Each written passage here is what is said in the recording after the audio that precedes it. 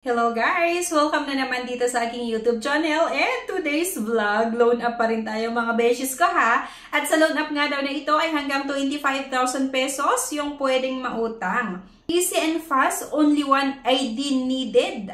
Long terms, more flexible. Okay? So, easy payout nga daw via our partnered brands. Pwede sa GCash, Maya, Grab, and online bank.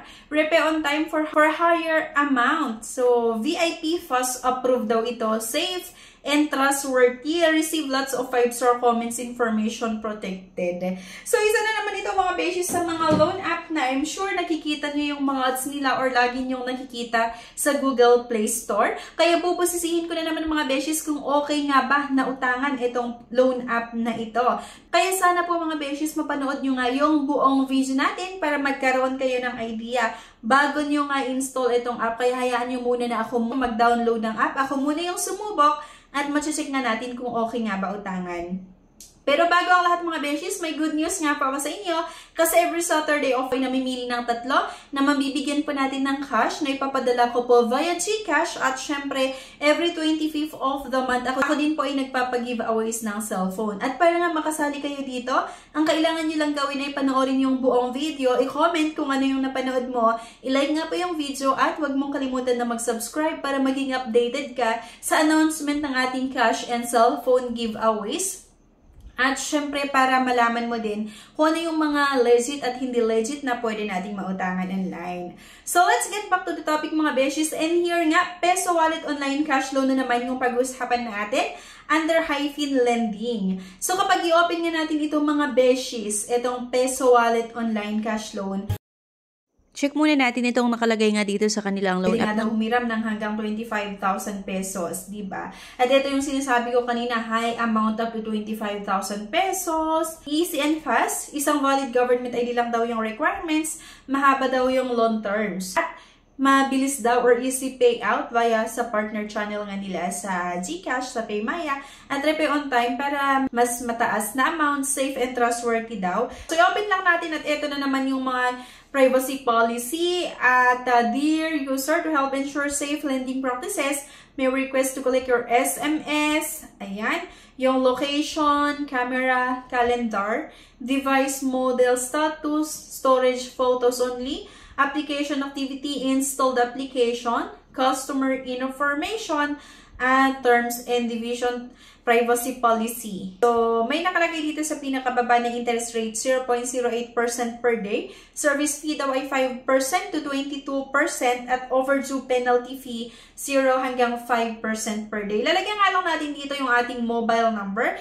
Click nga lang natin yung get OTP at may matatanggap na naman tayo na one-time password sa mobile number nga na nilagay natin. Allow Peso Wallet to send and view SMS messages. Click nga lang natin yung allow. Ilalagay nga lang natin dito at click natin dito mga beshes yung continue, pero kung gusto nyo, pwede nyo basahin yung privacy policy and loan agreement.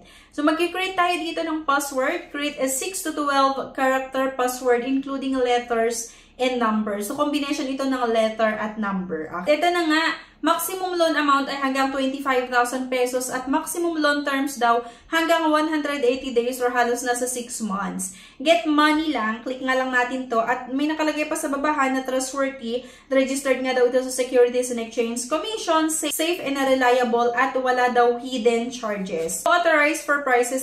Upon Facebook authorization is successful, your loan will get coupon to increase max loan. Nasa sa inyo kung gusto nyo i-authorize, pero sa akin cancel na lang. Basic information kailangan natin sagutan. Itong educational level, primary school grade, secondary, ayan, college, monthly income, payroll period, first payday, 15. Lalagay lang natin dito yung ating exact address. By the way mga beshes, itong nilalagay ko pala na infos ha, ay hindi talaga ito yung mga information ko. Pinapakita ko lang sa inyo itong mga sasagutan. At pagkatapos naman nun talaga, dinedelete ko or na-erase ko itong manilagay ko dito. Then, nilalagyan ko talaga yung totoong information ko, diba? Kasi hindi naman talaga mag-proceed nga ang ating loan application pag mali-mali yung infos na nilagay natin o di kaya hindi maaprubahan ang loan application. At agad-agad mga beshes dito tayo sa contact or personal references. Lalagay natin yung relationship, pangalan nga nung personal references natin at syempre yung mobile number. At kailangan na nating mag-upload ng isang valid government ID. Recommended daw yung SSS, passport, UMI, driver's license, at yung TIN ID. At ito yung mga other ID na tinatanggap. Pwede yung PRC, yung postal, voters ID, yung pag-ibig, at PhilHealth ID. Ang pinili ko dito mga beshies, at please upload the ID card. Allow Peso Wallet to take pictures and record a video, to access this device approximate location, to access your calendar, to make and manage phone calls. At napakarami mga beshies tong ina-access ng loan app na ito. So ayan, pipicturean nga lang natin yung isang valid government ID nga. Please upload the holding ID card. So dito mga beshies, hawakan nyo lang yung ID na meron kayo para kayong nagsa-selfie na hawak-hawak yung isang valid government ID. The number, ilalagay nga lang natin dito, yung kompletong pangalan, date of birth. Next step, withdrawal information agad-agad, pwede via e-wallets nga or via bank. Kapag e-wallets, GCash, GrabPay, PayMaya, yung pwede. At meron pa itong facial recognition mga beshes, dito sa last part nila nilagay yung facial recognition. Please put your face in the recognition box. So, start verification. As reviewing, please stay on the app. Your approval will be done shortly. So, may nakalagay dito mga beshes na urgent VIP route, reviewing, SMS final, notification. Please be patient for a few seconds. Final result will be sent to your phone. So, antayin nga lang natin yung pag-process nito ng aking loan application. Kaya lang mga beshes, after nun, agad-agad decline daw yung loan application ko. Kaya hindi ako papayag na ganun-ganun lang. Pagkatapos kong mag-upload ng IDs, ng valid government ID ko at sagutan yung mga infos dito na-decline yung loan application ko na naman. At nag-check ulit tayo ng reviews dito nga sa kanilang app. At buti na lang na na-decline yung loan application ko kasi hindi maganda tong mga reviews na nandito. Like sabi nung isa, I did not press the button to get the money because I refused to get a loan. You're seeing the fees on it, depositing the amount despite not agreeing makes this transaction scam by all means. So, ito daw mga beshes, ay pinadala pa rin nila yung pera dun sa account nga ni borrower kahit hindi siya nag-agree. Sabi pa, paano isa? This app is a scam. Don't ever install this app. I never tap or click those tabs because of high interest rate.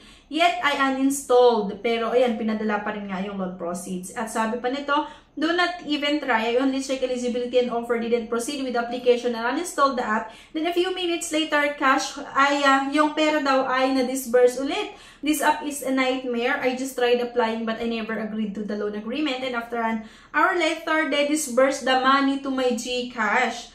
Diba? So, nakakaloka. Nagdi-disburse sila ng pera kahit hindi ka nag-confirm nga. I was curious when I came across the lending application, so I decided to download it and check out the maximum loan limit they could offer me. I followed up instruction to see the limit but didn't complete. Pero na-disburse ulit daw yung loan proceeds. At itong isang mga beshes scam, I never apply nor confirm their loan offer yet. They sent me 780 pesos in my e-wallet and they want me to pay 1,090. I tried to contact their customer service but they didn't even answer. I also tried to return them back the money but the account number they provide is not accepted. Never ever download this app. It's a total fraud. Ay, diba? Sabi pa ng isa, such as scam, I did not push through with my application because they only offer 500. So I cancel and I uninstalled the app. I was just surprised they sent 312 pesos. It is said that I can return the money if not needed by calling the hotline number, but to no avail, no answer or the number is incorrect. I even send them email, still no response. Now I am billed 470 and 50 as my installment yet I only received 312 pesos, diba? So malaki pa rin mga beses yung interest and processing fees at isa pang nakakaloka dito ay yung tipong hindi nag-confirm yung borrower dun nga sa utangin niya. Tapos disburse pa rin nila yung loan proceeds. Diba? So nakakaloka.